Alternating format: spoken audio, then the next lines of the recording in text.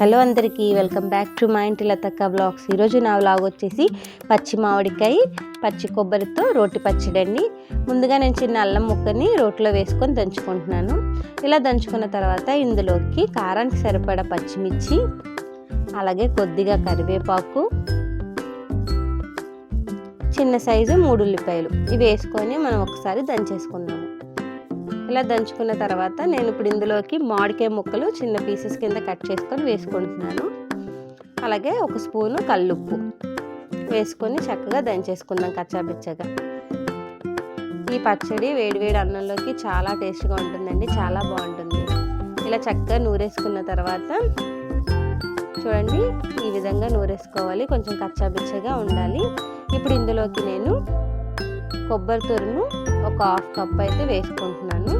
కొబ్బరి తురిమేసి వేసుకుంటేనే బాగుంటుందండి, ముక్కలు అయితే మనము నూరుకోలేము. ఇప్పుడు ఇలాగా చక్కగా మెదిపేసుకోవాలి పచ్చడి అంతాను. ఎంతో టేస్టీ అయిన రోటి పచ్చడి అయితే రెడీ అయిపోయిందండి. మీరు కూడా మీ ఇంట్లో తప్పకుండా ట్రై చేయండి. అలాగే నా ఛానల్ని లైక్ చేయండి, షేర్ చేయండి, సబ్స్క్రైబ్ చేసుకోండి. Thank you so much for watching.